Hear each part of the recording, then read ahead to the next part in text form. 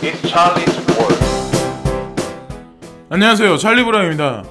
오늘부터는 영상을 조금 될 수 있으면 빨리 만들고 웬만하면 저녁 시간, 그러니까 한 오후 정도에 하나 더 만들려고 하거든요. 그래서 조금 더 빨리 자료 조사를 하고, 그래서 사실상 지금 이번 주부터 며칠 사이가, 그래 오늘서부터 며칠 사이, 오늘 내일 사이가 사실은 암호화폐 투자자한테 되게 중요한 시기예요. 지금 5,265달러를 비트코인이 넘었어요. 그 다음에 조정상세가 만약에 들어오면 1차적으로 4,800불, 그러니까 4,760불까지 조정장세, 그리고 거기가 되게 지지 기반이 저항이 되게 탄탄해요.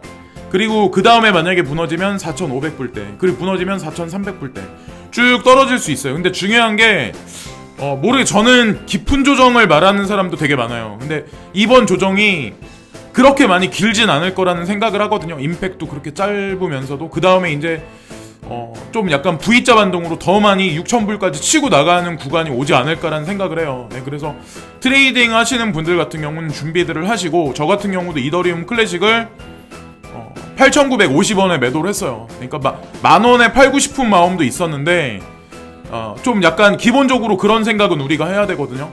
그러니까 조금 더 싸게 사고 싶어. 내가 리플을 조금 더 싸게 사고 싶어. 그러면 조금 더 주고 사고, 그 다음에 내가 조금 더 비싸게 팔고 싶어. 이럴 때 조금 덜 낮은, 그러니까 더 낮은 가격에 그냥 매도를 해버리는 게, 욕심을 살짝 내려놓는 게 사실은 더 깔끔하게 이득을 추구할 수 있거든요. 사실은 무슨 말씀인지 아마 아실 거예요. 그래서 일단은 이번 영상에서는 그래도 제가 이렇게 저렇게 생각을 많이 하고 여러 뉴스들을 취합을 해서 퍼즐을 한번 맞춰봤거든요. 그래서 지금 뭐 양적 완화라든가 금리 인하라든가 미국에서 시행하는 게, 그게 전 세계에 미치는 파장, 전 세계는 어떤 식으로 움직일 거에 같은 거에 관해서 한번 퍼즐을 맞춰봤어요. 그래서 그래도 아무래도 자그마하게나마 도움이 되실 거라고 저는 확신하거든요. 그래서 끝까지 시청을 해보시면 충분히 만족하실 것 같고, 그래서 첫 번째로 여기 보여드리는 거는 지금 EU에 있는 국가들이 GDP 대비해서 빚의 비율이에요. 그리스부터 182%,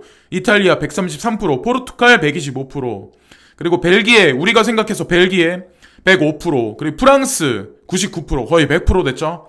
그리고 스페인이 98%, 그리고 영국 86%, 오스트레일리아가 아니라 오스트리아가 75.6%. 그래서 빚이 되게 많아요. 근데 이 빚은 미국도 중국도 되게 많이 가지고, 우리나라도 되게 많이 가졌어요. 일본도 마찬가지예요. 아베노믹스 때문에. 근데 지금 전 세계가 다 마찬가지로 이런 상황이 있어요. 부동산 회전이 안 돼.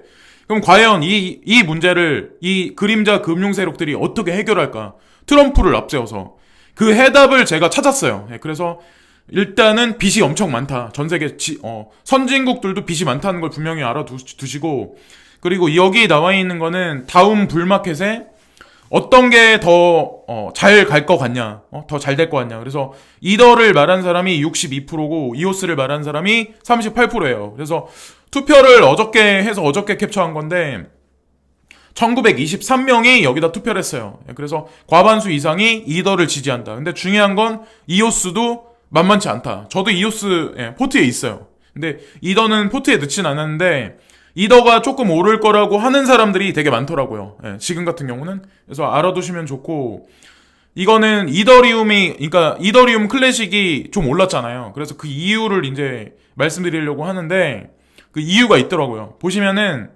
이더가 앞으로 포우에서 포스로 전향이 되잖아요. 근데 그것 때문에 마이너들이 사실 A식 칩하고 연관관계가 있는데, 그 마이너들이 이더리움 클래식 쪽으로 앞으로 되게 많이 몰려갈 거다라는 얘기가 있어요. 그래서 하드포크, 이더리움 클래식은 하드포크도 앞두고 있어요, 사실은.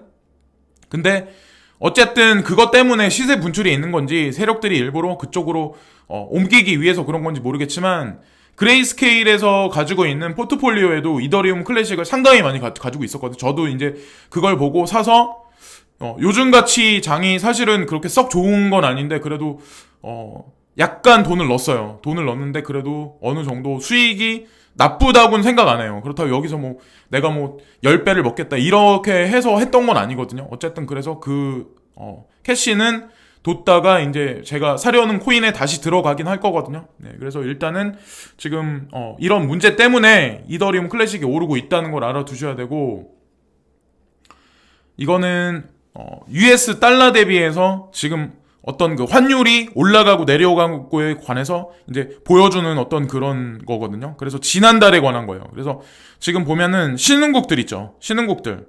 그 나라들이 조금, 돈 값어치가 좀 올랐어요. 그래서 멕시코부터 1.5%, 그리고 사우스 아프리카가 1.3%, 그리고 인도 루피가 의외로 달러보다 강세로 뛰었어요. 1.3%, 그리고 이집트가 1%, 그리고 오스트레일리아는 신흥국이라고 말하면 뭐하고, 어쨌든 거기도 마찬가지로 1%가 올랐고, 러시아 0.7%, 그리고 중국 돈도 중국 위에나도 마찬가지로 달러 대비해서 0.3% 상승, 그리고 유로부터 보시면 우리나라 돈, 그리고 영국 파운드, 터키나 이런 데는 또 하락을 했어요. 그래서 지금 현재 돌아가는 추세가 이렇다라는 걸 이제 다 같이 아셔야 되고, 지금 이더리움 클래식이 오르는 거에 관해서 또 다른 사람이 이런 얘기를 하는 거죠. 이더리움 클래식이 오르고 있는 이유는 이더리움에서 지금 보시면은 포우에서 포스로 이제 스위칭 되고 있죠. 플랫폼 자체가. 그렇기 때문에 ETC 쪽으로 지금 에이식 마이너들이 계속해서 글로 몰려갈 거다. 그래서 그쪽으로 해시레이트가 증가를 할 거다. 그러니까 찾는 사람도 많고 어떤 여러 가지 측면에서 이더리움 클래식 쪽으로 지금 몰려가기 시작을 했거든요. 그래서 저도 가격 상승이 더 있을 수도 있긴 하지만 욕심을 덜 부리자. 그래서 어쨌건 이런 이유 때문에 그렇다. 또 다른 이유가 있을 수도 있지만 어쨌건 그렇다는 걸 알아두시고, 그 다음에 이거는 스텔라 루멘이거든요. 스텔라 루멘도 한동안 잘 못 가다가 이제 어저께부터 상승이 있었는데, 어저께 조금 떨어지다가 지금 다시 포물선을 그리면서 쭉 올라가고 있죠. 근데 이 사람은 5월달까지 바라보는 가격이, 그러니까 4월 말이죠. 4월 말까지 바라보는 가격이 지금 현재 0.00002529에서 3199까지 바라보는 거예요. 그래서 뭐 엄청난 상승이라고 말씀 못 드리긴 하지만 그래도 조정의 깊이가 많이 없으면서 점진적으로 슬금슬금 올라가는 이런 스텔라 루멘 같은 코인도 되게 좋거든요. 그래서 다시 한번 강조해서 말씀드리지만, 리플 투자하시는 분들은 스텔라 루멘을 예전에 포트에 넣으셨던 분들은 그나마 해증이 좀 되셨을 것 같고, 어쨌든 시기가 좀 늦은 감은 없지 않아 있어요. 그래서 스텔라 루멘 가지고 계신 분들 같은 경우는 조금 기대치를 조금 가져보실 만하다. 그리고 이거는 어저께 창펑자오가 이걸 올렸는데 갤럭시 S10에 BNB가 들어갔다 라는 걸 하면서 자랑을 하더라고요. 보시면 그래서 펀디엑스, BNB, 그리고 코스모 코인, 오미세고, 파퓰러스, 그리고 제로엑스, 그리고 엔진 코인 이렇게 쭉 있죠. 그래서 여기 나와 있는 코인이 ERC20에서 대표적이다, 좋다, 이런 걸 말씀드리는 게 아니에요. 근데 어쨌건 중요한 건 지금 BNB도 추가가 됐다는 거를 알아두셔야 되고, 지금 전 세계 군사력에 관해서 2019년도에 이거 발표된 거예요. 2018년이 아니라. 근데 어쨌든 EU 여하 막론하고 미국이 군사적으로 전 세계에서 가장 강력한 건 사실이에요. 그래서 첫 번째, 두 번째, 세 번째가 공산국가인 러시아하고 차이나. 근데 생뚱맞게 인디아가 네 번째. 그리고 다섯 번째가 프랑스, 여섯 번째 일본, 그리고 일곱 번째가 한국이에요. 그리고 여덟 번째가 영국. 그래서 어쨌건 지금 현재 이렇게 지금 되고 있다. 그러면 대충 이제 아시겠죠? 이거 보시면은 어떻다는 걸 이제 아실 수 있고, 이거는 비트코인 차트인데, 이 사람은 이제 그런 얘기를 하거든요. 비트코인이, 이 사람은 지금 일단은 5,450불, 5,450불까지는 올라갈 거다. 그래서 맞을지 틀릴지 몰라요. 어쨌든 중요한 건 이것도 어디까지나 이 차트를 그린 사람이 본인이 그냥 어떻게 보면 그냥 예측한 거기 때문에, 게싱한 거기 때문에. 근데 이 사람이 봤을 때 5,450불, 5,500불까지 한번 하고 그 다음에 조정 장세를 한번 하고 그 다음에 이제 6,000불을 찍는다라고 얘기를 하는 거죠. 그래서 향후 다가오는 며칠이 이번 주가 사실은 암호화폐 하는 사람들한테 되게 중요하거든요. 5,500불을 찍고 그 다음에 4,800불이나 아니면은 진짜 누군가가 말하는 3,000불대를 볼 수도 있어요. 근데 모르겠어요. 저는 뭐라고 딱 툭 까놓고 말씀 못 드릴 것 같아요. 그래서 짤짤이 하는 거는, 저는 짤짤이 할 정도 자금 같은 경우는 그냥 어느 정도 30% 40% 수익이 나면 그냥 다 전량 회수해서 현금화 해두는데, 큰 포트에 둔 거는 잘 웬만하면은 잘 움직이지 않으려고 하거든요. 그런 코인의 특성이 또 있는 거고. 예, 그래서 이슈거리가 많이 없는 코인이 뉴스도 없는 코인이라서 오미세고 같은 거 뉴스가 없잖아요. 이더리움 클래식도 갑자기 생뚱맞게 막 이렇게 올랐지 무슨 뉴스가 나오고 뭐 차티스트들이 뭐라고 떠들지도 않았어요. 예. 그러니까 어쨌든 중요한 건 그레이스케일에서 운영하는 포트폴리오를 제가 그래도 나쁘지 않게 봤던 게 적중을 했구나라는 생각을 하는 거죠. 예, 그래서 호라이즌이라는 코인에 관해서도 기대가 일단 갖고 있고 이번에 만약에 실제로 조정이 들어간다면 저는 마지막으로 남은 시총 높은 코인 중에 마지막 남은 게 리플이라는 생각을 하거든요. 예, 그래서 리플 코인을 만약에 조정이 와서 빨간불이 보이면 400원 밑에서는 조금 더 사볼까라는 생각도 이제 한편으로는 하고 있어요. 그러고 나서 반등을 주면은 감사하게 이제 생각을 해야 되고 이거는 누가 이제 그린 건데 패턴이 예를 들어서 이득 구간이 이제 세로 그리고 가로가 이제 인내예요. 근데 여기서 보시면은 슬금슬금 이렇게 경사가 급하지 않을 때는 돈 세일 이때는 팔지 마. 그리고 이거는 이 사진을 보시면 똑같은 거예요. 우리 마음이 똑같아. 이렇게 슬금슬금 올라가다가 인내를 계속 하다가 갑자기 급등 장세가 펼쳐져. 이더리움 클래식 같이. 그러면은 예를 들어서 레이븐 같은 것도 막 달려가면 사람이 막 매달려. 막 올라타. 근데 그렇잖아요. 레이븐이 잘 간다. 이더리움 클래식이 지금같이 잘 간다고 해도 그게 언제까지 잘 가겠어요. 그건 모르는 거라는 거죠. 예. 그러니까 욕심을 부려도 적당히 약간 직각이 보이기 시작을 한다. 그러면 매도를 계속 하면서 나가든가 아니면 한 번에 어느 고점에서 매도를 저항받을 때 매도를 하시던가 욕심을 적당히 부리자는 거죠. 예. 제가 항상 말씀드리는 거 그렇게 하는 게 낫지 않을까라고 해서 한 번 또 말씀드린 거고 이거는 좀 약간 처참한 예측이에요. 진짜 처참한 예측인데 이 사람은 어떤 얘기를 하냐면요. 그런 얘기를 하더라고요. 이 차트를 그린 사람은 30% 정도가 비트코인이 하방을 갈 거다. 그래서 자기는 전량을 다 팔았대요. 어저께. 그래서 5,265불인데 이번에 지금 3주 동안 지금 올랐어. 사실은 이 랠리가 비트코인하고 알트코인이 3주 동안 랠리를 했기 때문에 잠깐 쉴 타이밍이다.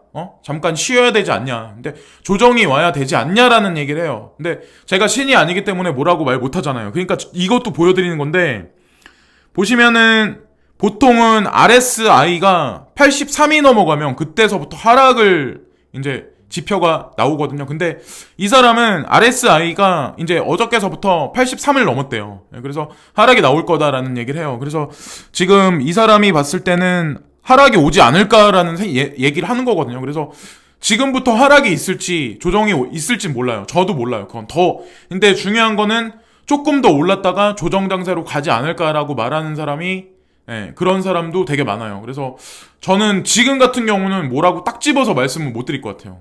이번 판에. 그래서 이번 영상에서는 좀 그렇게 보고 시아 코인에 관해서도 다시 이제 트위터들이 립을 되게 많이 해요. 어저께 새벽부터 해가지고 시아 코인에 관해서 립을 되게 많이 하더라고요. 그래서 시아 코인을 가지고 계신 분들 같은 경우는 조금 위에다가 걸어 두셔도 아마 찬스가 오지 않을까라고 이제 한번 또 말씀드리고 이거는 BCH 차트인데 BCH도 마찬가지로 지금 비트코인이 랠리를 펼치면서 사실은 커플링 장세로 이더리움하고 지금서부터 20% 정도. 그러니까 사실은 20%는 아니죠. 지금 같은 경우는 15% 정도. 상승세를 더 펼치고 그 다음에 급조정에 오지 않을까라는 얘기를 공통되게 하거든요. 그러니까 저도 이제 그런 생각을 하는 게 뭐냐면 비트코인도 쉼없이 랠리를 펼쳐. 비트코인 캐시도 랠리를 펼쳐. 이더리움도 랠리를 펼쳐. 근데 리플은 가만히 있었어. 지금까지 가만히 있었어. 답답한 사람 되게 많아. 짜증나는 사람도 되게 많아. 근데 어쨌건 중요한 건 얘네들이 이번에 오르고 조정을 가면서 리플을 끌고 내려갈지 아니면 리플만 다시 디커플링으로 올라갈지는 몰라요. 근데 전 어쨌든 포트에 있는 거를 처분은 안 했어요. 분명히 말씀드리는데 왜냐면 차트가 그러니까 갈 수도 있어요. 앞으로 한 길어봐야 일주일 이내, 한 10일 이내. 길어봐야. 저는 솔직히 틀릴 수도 있지만 그런 생각을 하거든요. 그래서 지금 시장 상황 돌아가는 거 보면 만약에 조정이 온다면 이번이 시총 높은 코인 중에 마지막으로 안 간 리플이 찔끔 한번 움직이지 않을까. 그렇다고 뭐 거대하게 움직인다는 말씀은 아니고, 예, 무슨 말씀인지 아마 아실 거예요. 다른 것들도 뭐 한두 배 상승한 게 아니잖아요. 분명히 키 맞춤 정도는 하지 않을까, 리플 코인도. 예, 그런 생각을 일단 하는 거고, 이거는 이제 이더리움이에요. 이것도 마찬가지로. 근데 이더리움을 이 사람도 이제 바라보는 시각이 뭐냐면, 그러니까 4월 중순까지죠. 근데 조만간 다가오는 시절까지 이 사람이 봤을 때는 208불을 넘을 거다. 208달러를 넘을 거다. 예, 라는 생각을 하거든요. 그래서 234불 언저리까지는 가지 않을까라는 얘기를 해요. 그래서 그게 뭐 맞을지 안 맞을지 모르겠지만 여러 사람이 그런 얘기를 한다는 얘기는 사실상 조금 어떻게 보면은 추매하기에는 위험한 구간일 수도 있어요. 예, 그래서 조금 추매하는 분들 위주로 제가 말씀드리는 게 아니라 이더리움 같은 경우는 지금 가지고 계신 분들, 예, 희망의 로를 조금 더 돌려보자, 조금만 더, 예, 그런 의미에서 말씀을 드리는 거고, 이거는 이제 뭐 이더리움 클래식이 오르고 그래서 사람들 말이 되게 많기 때문에 제가 이거는 한번 짚고 넘어가야 하기 때문에 말씀을 드리는 거예요.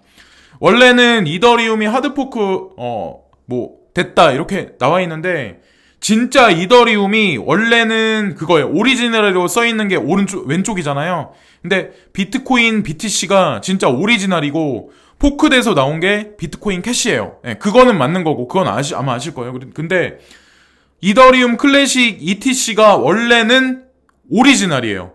예. 그리고 이더리움 지금 우리가 20만 원 가까이 되는 그거는 원래는 가짜예요. 예. 그거는 분명히 짚고 넘어가자는 거죠.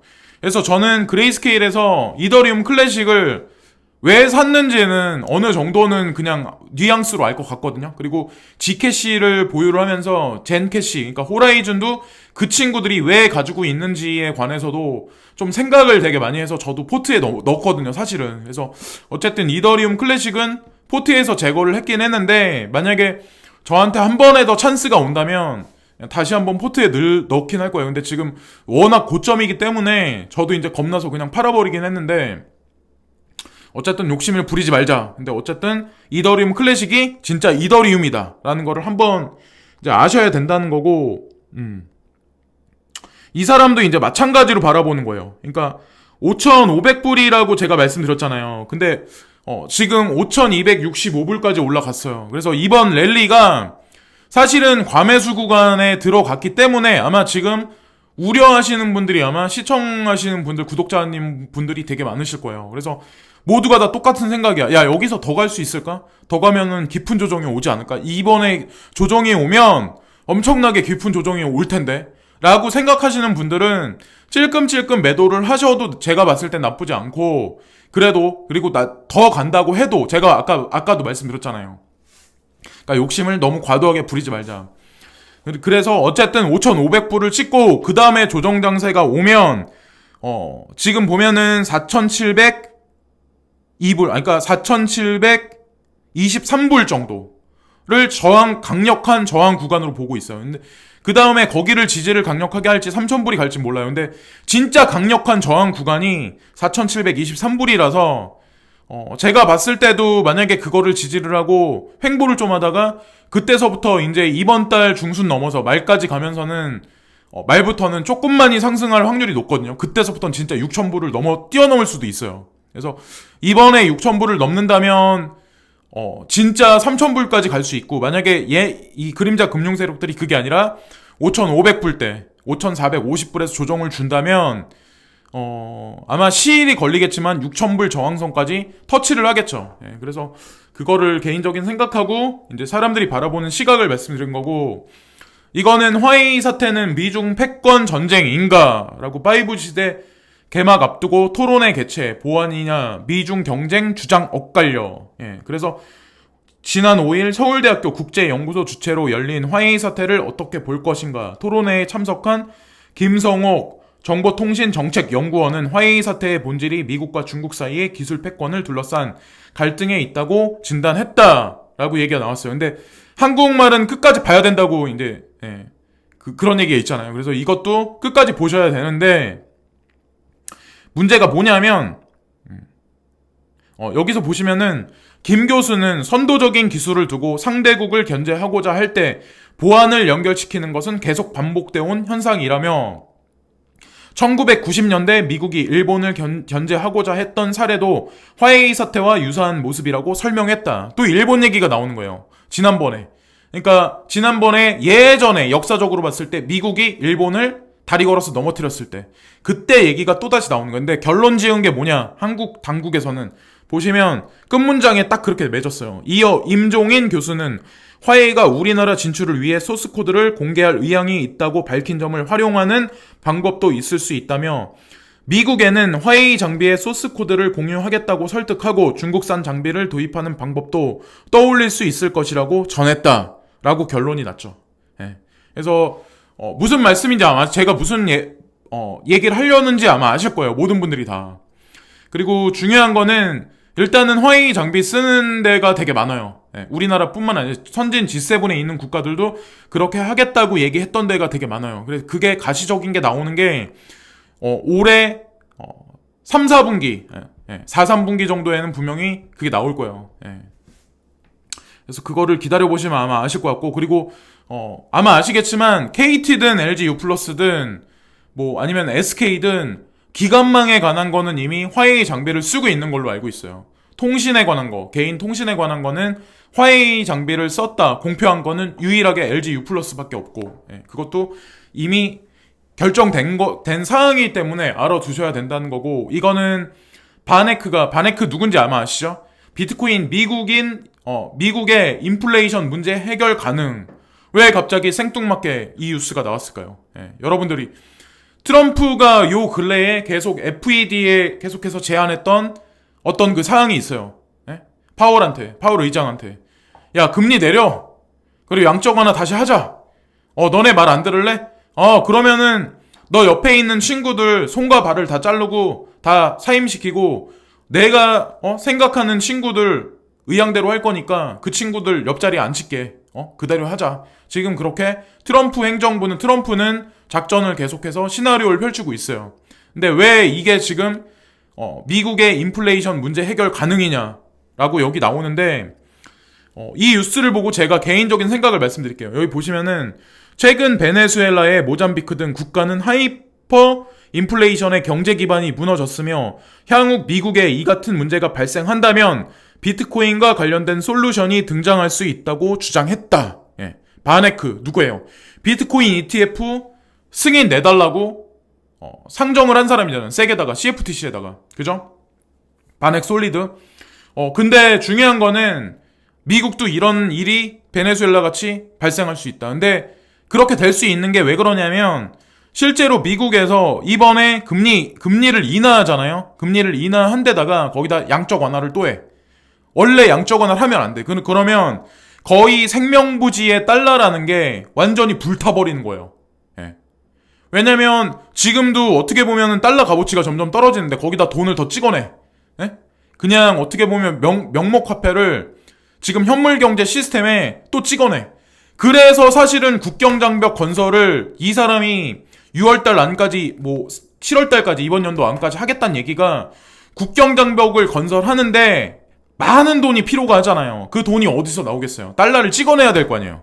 그죠? 국가 경제도 안 좋은데. 근데 더 웃긴 건 뭔지 알아? 우리나라, 전 세계 많은 국가들도 국가정책기관 산업으로 예를 토목공사라든가 재개발이다, 재건축이라든가 그거랑 연결이 사실은 돼 있다는 거죠.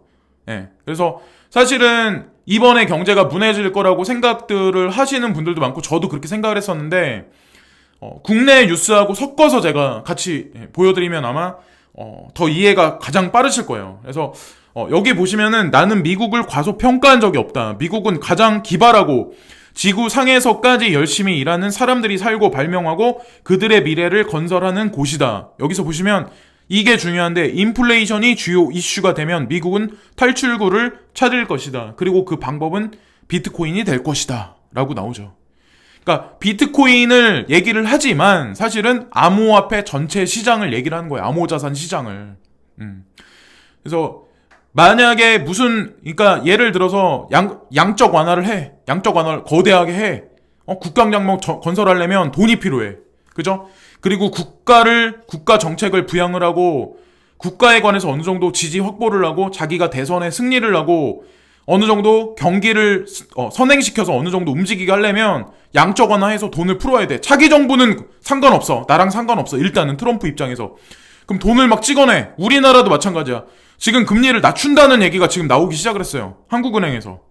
얘네도 마찬가지야. 한국도 지금 산재에 있는 국가 정책들이 되게 많이 있어요. 그럼 그 돈이 다 어디서 나올까요? 지금 돈이 없는데. 그럼 얘네도 한국 정부에서도 돈을 다시 찍어내. 그러면 지금 실질적인 명목 화폐들 있죠. 원화가 됐든 위엔화가 됐든 유로가 됐든 달러가 됐든 그러면 그게 원래 불사조가 그래.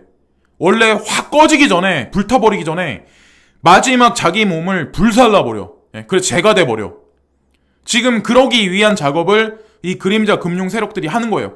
그 다음에 인플레이션이 가중돼서 그 값어치가 확 떨어지거나 무슨 경제 문제가 발생을 하잖아요. 그랬을 때 우리는 암호화폐를 반드시 써야 된다라는 명분을 끌고 들어와서 현물경제 시스템에 5G 그 초단위 사회, 아니 초단위 어떤 그런 시스템하고 플랫폼하고 연결을 시킨다는 거죠. 예. 그럼 제가 봤을 때는 그렇게 갈 거라고 생각을 해요. 제 말씀이 이게 제가 말하는 게 설득력이 있을지 아닐지 모르겠지만 저는 일단 그렇게 느끼거든요. 그리고 이거는 마티 그리스펀이 30억 달러 이상 암호화폐 시장으로 진입할 것으로 예상한다 라고 나왔어요. 30억 달러나 이쪽 시장에 들어온다. 이 사람이 얘기를 하는데 비트코인과 대부분의 다른 통화에서 보여지는 현재의 강세 추세는 시장이 급등하기 직전에 나타나는 엄청난 수의 지갑이 활성화되고 있으며 이는 확실한 자금 유입을 암시하는 신호이다. 비록 일부 사람들의 암호화폐 시장의 상승장 가능성에 대해 이의를 제기하는 측도 있지만 모든 주요 지표들의 상승장이 임박했다는 쪽이 다수를 차지하고 있다. 이런 뉴스가 나올 때 사실은 과매수 구간이고 어쩌면 그러니까 어쩌면은 조심해야 할 수도 있거든요. 사실은 너무 긍정적인 뉴스잖아요. 이런 지금 뉴스가 나올 때. 근데 이 사람은 또 그 얘기를 해. 암호화폐 시장으로 30억 달러의 자금 유입은 암호화폐 시장의 성장을 크게 앞당기고 미래를 더욱 밝게 만들 것이다. 장밋빛 희망회를 돌리는데 마지막에 보시면 최근 비트코인은 한 차례 상승을 보여준 이후 5,100달러 부근에서 맴돌고 있지만 지지선 아래로 몇 차례 소폭 하락할 가능성은 여전히 상존하고 있다. 하지만 5,100달러 아래에서 오래 머물러 있지는 않을 것으로 전문가들은 예측하고 있다. 그러니까 이번이 지금 보시면은 5,250달러 그리고 5,500불을 실제로 찍을 수도 있어요. 그게 이번 랠리에서는 사실은 마지막일 수도 있다고 보는 사람이 되게 많아요. 3주 동안 상승을 했기 때문에. 근데 여기서 마지막에 나오잖아요. 5,100달러 아래에서 오래 머물러 있지 않을 것으로 전문가들은 예측하고 있다. 그러니까 확 조정은 만약에 줄 수도 있는데 급작스럽게 급등 구간을 급등 패턴을 만들어서 6,000불 때까지 끌어올릴 수도 있다는 거죠. 그래서 그거를 저항 구간으로 다시 만들 수도 있다는, 저는 그런 생각을 하거든요. 그래서 좀 손해를 크게 본다고 하더라도 어차피 리플이라는 코인이 어느 정도 해칭을 해줄 거라는 생각을 하고 있기 때문에 사실 매수해서 포트폴리오에 넣었던 것도 있어요. 제가 아는 동생의 관점을 믿는 것도 있고 저도 그 말에 관해서 동감을 100% 하기 때문에 저도 했던 거고, 어쨌든 여러 가지 측면에서 이제 행동을 한 거기 때문에 후회는 없죠. 어쨌든 그렇게 될 거라고 생각을 하고, 그래서 그리고 여기 보시면은 이토로 선임 분석가 비트코인 단기 7,000달러까지 쉽게 상승 가능. 여기서도 보시면은 희망회로가 또 나오네. 희망회로가 나올 때, 그리고 나서 막 랠리가 계속 펼쳐져. 비트코인 캐시 막 올라. 지금 보면은 이더리움 클래식도 보면은 지금 8,660원. 그래도 8,950원에 잘 털었네요. 어쨌건 뭐 중요한 거는 그래요. 저는 근데 막 언제까지 가겠어요. 이더리움도 그렇고 비트코인도 그렇고. 그래서 조금 조심해야 할 구간이 슬슬 오고 있다라는 걸 분명히 아셔야 된다는 거고, 이거는 기술 분석가 피터 브란트 비트코인 2년 내에 5만 달러 기록할 것. 이것도 마찬가지로 희망회로적인 뉴스가 계속 막 여기저기 터지고 있어요. 이거는 뭘 뜻할까요? 그러니까 각자 잘 판단들을 하셔야 된다는 거죠. 그러니까 내가 예를 들어서 뭐 짜장을 좋아해. 아니면 탕수육 좋아해. 그러면 그럴 정도 돈은 어느 정도 현금 확보를 좀 해두시는 것도 나쁘지 않지 않을까, 라고 생각을 하는 거죠. 그래서 여기 보시면은 피터 브란트라는 분이 향후 2년 안에 비트코인이 5만 달러를 기록할 것이라고 주장했다. 실제로 이렇게 이 이상 갈 수도 있어요. 근데 어쨌건 지금 선에서 이런 뉴스가 계속해서 연이어 나온다. 그것도 왜 그럴까라는 거를 분명히 색안경을 끼고 한번 보셔야 돼요. 그리고 이걸 한번 또 보셔야 되는데, 비트코인 가격이 하락 이후 상승 국면으로 전환은 지난번 이후 계속 예측되고 있다. 만약 비트코인이 정말로 새로운 상승 국면에 진입한다면 차트 분석에 따르면 비트코인은 10만 달러까지도 상승 여력이 있어 보인다. 라고 또 끝맺음이 있죠. 엄청나게 희망회로야, 진짜. 어쨌건, 조심해야 된다 생각을 하고, 그리고 이거는 남북철도 연결돼야 유라시아 철도망이 완결된다. 대륙철도 UN 총회 8일날 서울 개최 OSJD 사장단 회의의 의장이 손병석 사장. 이분이 한국인이 OSJD의 사장단 회의의 의장이 되셨어요. 대륙철도 UN 총회. 그래서 이거를 제가 말씀드리는 거는 통일하고 깊이 관련돼 있는 게 그림자 금융 세력들이 어떻게 지금 구도를 맞추는지에 관해서 제가 말씀드리려고 하는 거예요. 그래서 보시면은 정회원이 되면 유라시아 철도 이용과 운영에 관한 모든 의사 결정에 참여할 수 있다. 해당 노선을 지나는 국가들과 일일이 개별 협정을 맺지 않아도 된다. 라고 여기 나와 있죠. 근데 여기서 이거를 또 잘 보셔야 되는데, OSJD는 1956년 유럽과 아시아 간 국제철도 운행을 위해 창설된 국제기구로 한국, 북한, 러시아, 중국 등 29개국의 정부와 철도 운영기관과 구성되어 있다. 이것도 한국에서 이 회의가 개최가 된대요. 지금 정도에. 왜 이게 될까요? 통일이 안 된다고 말씀하신 분들이 있어요. 지금까지도 중국의 1대1로 하고 결국에는 이 철도하고 연결이 돼 있어요. 제가 보는 그림에서는 그래요. 저는 친중은 아니지만 이런 뉴스 하나하나 보면 사실은 연결이 다 돼 있다는 거죠. 그리고 남북철도 연결은 국내 물류 산업에도 기회가 될 수 있다며 부산에서 네덜란드 암스테르담까지 100km는 30에서 40일이 걸리지만 철도로는 17일이며 비용을 줄일 수가 있다라고 나오죠. 근데 결국에 이렇게 되면 전 세계에 있는 인프라하고도 사실 연관관계가 되게 깊숙하게 있는 거예요. 사실 1대1로라는 그 중국에서 하는 그 사업 자체가 북한하고 러시아하고도 사실 연관관계가 되게 깊어요. 그래서 저는 솔직히 독일에서 예를 들어서 이탈리아에서 왜 중국에다 왜 그랬는지 저는 한편으로는 이해가 가거든요. 어떤 측면에서는.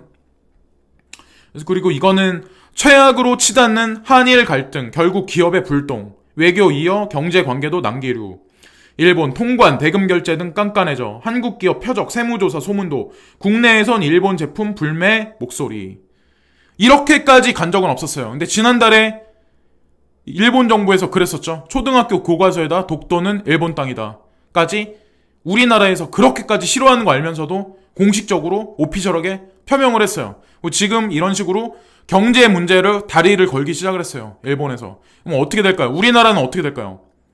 민족적인 어떤 혈명이 어떠느니, 민족 정신이 어쩌느니 하면서 3.1운동 어쩌저쩌고 그런 거에 관해서 3.1운동 100주년이 됐네 이런 게 갑자기 매스컴에 부각이 돼.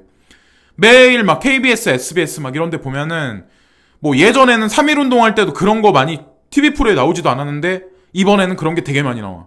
그렇게 하면서 얼렁뚱땅 비스무리하게 해가지고 대중들을 같은 민족이다 어쩌저쩌고 중국에서 태클 걸어. 한국에 관해서 일본에서 태클 걸어. 근데 통일이라는 거 3.1운동 어떤 일제 치하의 수모 역경 고난 그랬던 거를 내세워. 그러면서 대중들, 한국에 사는 어떤 그 대중들을 한쪽으로 몰아가는 거죠. 그 다음에 그 이념이라든가 이데올로기도 지금 되게 분단되고 그랬던 게 되게 깊숙이 되게 오랫동안 됐기 때문에 갑자기 그게 갑자기 스무스하게 어떻게 같이 갈 수가 있겠어요. 근데 그거를 교묘하게 움직이고 있는 거죠. 근데 거기에 도화선에 불을 붙여주고 도와주는 건 사실 일본이란 나라, 중국이란 나라가 살살 한국이란 나라를 이런 식으로 건드리면 결국에는 이것도 알고 보면 그림자 금융 세력들이 만들어 놓은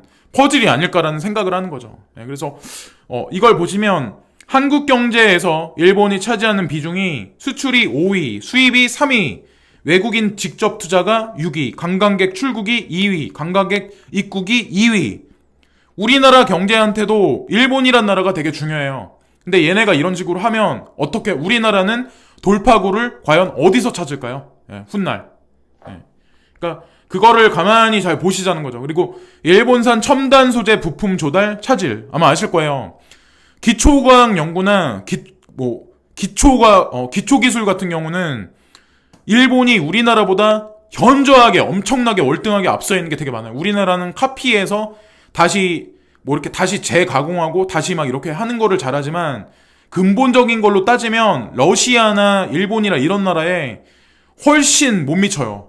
아마 아실 거예요. 여러 가지 측면에서. 근데 지금 일본이 이런 식으로 기초 부품 소재, 부품 이런 거에 관해서 다리를 걸기 시작을 했죠. 그래서 그것도 아셔야 되고 이것도 사실 양적 완화랑 사실 관련이 되게 깊어요. 미국에서 양적 완화 한다. 장벽 건설한다. 멕시코 장벽. 그럼 걔네는 그거 하고 뭐 또 다른 걸 이제 만들어내겠죠. 트럼프 행정부에서 양적 완화를 하는 명분으로 해서. 근데 서울시도 입맛대로 정비구역 해제에 뿔난 주민이 50%가 재개발 재건축 동의해도 2년 내에 75%가 안 되면 일몰제를 적용한다. 은평, 증산, 4구역 주민들 집회 10년 넘게 추진 사업 물거품 될 판. 그래서 솔직히 그래요. 뭐 서울에 있는 무슨 아파트, 무슨 뭐 어디 동네 다 재개발되고 다 아파트 들어서서 사람들 돈 많이 버는데 어떤 동네는 주민의 50%가 찬성을 해도 재개발이 안 돼. 근데 여기 나와 있잖아요. 2년 내에 75%까지 안 되면 일몰제 적용한다. 근데 이렇게 돼서 사실 되려고 하다가 안 된 데도 되게 많아요. 근데 이런 뉴스가 나왔다는 얘기는 법을 아마 고칠 거예요. 제가 봤을 때는. 그러면서 사실은 국가 원동력이 상실하고 있어. 계속. 수출은 점점 떨어져. 그러면 보통 경기 부양을 할 때는 이제 첫 번째로 국가에서 가장 많이 하는 게 건설이에요. 토목공사, 그리고 재개발, 건축, 이런 거, 도시계획 같은 거. 그런 거로 해서 활성화를 시키고 거기다 돈을 돈을 찍어서 부어 넣어. 금리 인하해. 돈을 풀어. 사람들 빚을 더 지게. 그죠? 그렇게 지금 금리를 인하하는데 더 웃긴 거는 사람들이 은행에서 대출받는 금리는 더 올랐어. 그러니까 그 금리라는 게 사실 틀린 거예요. 우리 같은 국민들이 은행에서 가져다 쓰는 거는 금리 인하한다고 해도 간에 기별도 안 가게 아마 낮춰질 확률이 높고 얘네가 말하는 금리 인하는 또 다른 측면인 거죠, 사실은. 근데 어쨌든 중요한 거는 금리 인하를 하고 돈을 찍어내. 우리나라도 마찬가지로. 재개발 이렇게 지금 보면은 2년 내 75%안 되던 것도 법을 바꿔줘. 그래서 재개발을 추진하게 해줘. 그 다음에 걷다 막 건설을 하든 뭘 기반시설을 뭐 건설을 하든 돈이 있어야 뭐 할 거 아니에요. 그럼 양적 완화를 해야 되죠. 원화 값어치가 하락이래. 그러면 암호화폐 투자자는 어떻게 될 것 같아요? 지금 여러분들이 가지고 계시는 리플 개당 한 개당 400원이야. 그럼 그게 돈의 값어치가 떨어져. 아, 이거 진짜 안 올라. 어느 순간 600원 돼 있어. 어느 순간 1000원 돼 있어. 뭐 비트코인 어느 순간 1000만원 돼 있어. 어느 순간 2000만원 돼 있어. 네오코인 막 어느 순간 2만원 5만원 돼 있어. 막 그래. 그런 일이 실제로 발생을 한다는 거죠. 그 다음에 만약에 원화나 아니면 더 나아가서 중국 위에나 미국의 달러에 문제가 생겼다. 그럼 양적 완화를 해서 결국에 돈 값어치가 떨어지면 문제가 생길 수밖에 없잖아요. 그 다음에 얘네들이 그리는 그림이 암호화폐죠. 클레이튼 X에서 6월달부터 이제 뭐 그걸 하기로 했잖아요. 메인넷을 런칭시켜서 가동시키기로 시작을 했잖아요. 카카오페이하고 연동을 시킬 거예요. 결국에는 실생활에 쓸 수 있게. 그래서 미리 바리케이트를 완충할 수 있는 역할을 해놓는 기반 작업을 하고 있는 거죠. 제가 봤을 때는 그런 게 아닐까라는 생각을 하거든요. 그래서 이것도 끝에를 항상 뉴스를 보면 끝에를 잘 보셔야 돼. 이것도 마찬가지야. 이창무 한양대 도시공학과 교수는 서울 아파트 입주 물량 중 정비사업 물량이 90% 이상을 차지하는데 이를 지체하면 결국 중장기적으로 주택 공급 부족 사태를 불러올 수 있다며 정비구역에서 해제된 이후 마땅한 후속 대책이 없다는 점도 문제이기 때문에 제도를 수정할 필요가 있다고 말했다. 왜 갑자기 이런 뉴스가 나올까요? 예? 여태까지 되지도 않던 거. 10년 동안 법을 바꾸지도 않았어. 근데 얘네들이 이렇게 한다. 내가 지금 재개발이 잘 안 됐던 구역에 부동산을 투자를 하고 있어. 조금만 계셔보세요. 법이 바뀌어요. 그러니까 저는 신이 아니에요. 근데 저는 이런 뉴스를 보고 어떻게 될 것 같은가는 예측을 할 수 있어요. 그리고 거의 그렇게 갔던 적도 되게 많아요. 그래서 어쨌건 양적 완화를 다시 한국 같은 경우도 원화 값어치가 똥으로 되게 가지 않을까라고 이제 이번 뉴스를 마지막으로 이제 말씀드릴게요. 그래서 기로에선 비트코인 가격, 뭐 전반적인 암호화폐 장세이긴 하지만 어쨌건 지금 트레이딩을 해서 현금 확보를 어느 정도 하실 분들은 하시는 것도 저는 제가 봤을 때 어느 측면에서는 나쁘지 않다고 보고 어느 측면에서는 야 이러다가 그냥 급등하면 어떡해 그냥 너 말 무시할래. 그럼 그러신 분들 같은 경우는 그냥 하시던 대로 그냥 홀딩하고 계셔도 저는 끝의 결과는 분명히 나쁘지 않을 거라고 봐요. 그래서 제가 여태까지 쭉 말씀드린 거를 이해하신 분들도 있고 못 받아들이실 분들도 분명히 계시긴 하겠지만 저는 어디까지나 제가 개인적으로 바라보는 시장을 어떤 지금 스트림을 제가 말씀드리는 거예요. 그래서 특출난 어떤 코인에 관해서 일방적으로 말씀드린 건 분명히 없지만 암호화폐가 투자하기에 부동산보다 아니면 또 다른 어떤 거보다는 중장기로 봤을 때 지금 엄청나게 여러분들이 바라시는 정고점까지 단방엔 못 가죠. 단방에 간다면 자산으로서의 인정을 못 받아요. 그러니까 기다리세요.